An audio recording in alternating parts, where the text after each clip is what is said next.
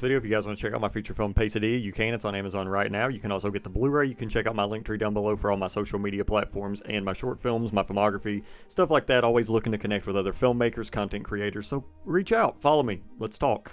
I had a chance to see the new film Wolfman, which I knew I was going to see it because I really enjoyed Lee Winnell and I really enjoyed The Invisible Man. But the film stars Julia Garner, Christopher Abbott, and let me make sure I'm saying this right, Matilda Firth. It's a very contained film. It's a lot more contained than what I thought it was going to be. And basically it opens up with our lead character Christopher Abbott when he's a kid and his dad. They're going hunting. I won't say any more than that. But Christopher Abbott has a reason to go back to his childhood home, and when he gets there, things go very wrong. Now, based off of what people are saying about this film, it seems like it's pretty split, mixed down the middle. People either like it or they don't. It's basically, that seems about what it is. And I kind of knew that was going to be the case, especially after the leak came out of the new Wolfman design, which, here's the thing, this is my philosophy on the new Wolfman design. Just going to go ahead and say it. I don't have an issue with it, because if I wanted to watch the Wolfman, like if I wanted to watch a remake of the Wolfman, I would watch the Anthony Hopkins one. If I wanted to watch the Wolfman, I would watch the original one. So I am glad that this is a new look at the Wolfman, because I mean, if this was just some basic werewolf design, I mean, come on, there's so many different films that you can watch. Yeah, I mean, there's just too many. So I'm glad, I appreciate them actually doing something different, at least. And again, like I was saying, the film is very contained. It's only set in a couple of locations. There's not really many characters.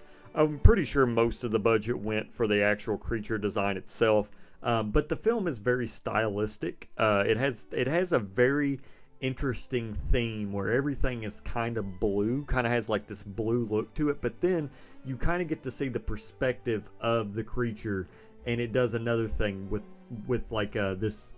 It's almost kind of like it's not like inverted colors or anything, but it does something that's pretty unique, and it doesn't do it a lot, because I feel like if they would have done it a lot, it would have kind of been distracting.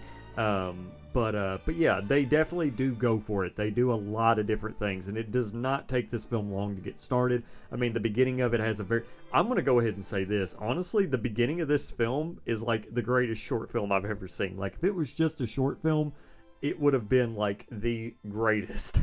I'm serious. But yeah, I liked it. I thought it was good. I liked this whole Lee Winnell doing his own version of these classic monster movies with the Wolfman, the Invisible Man.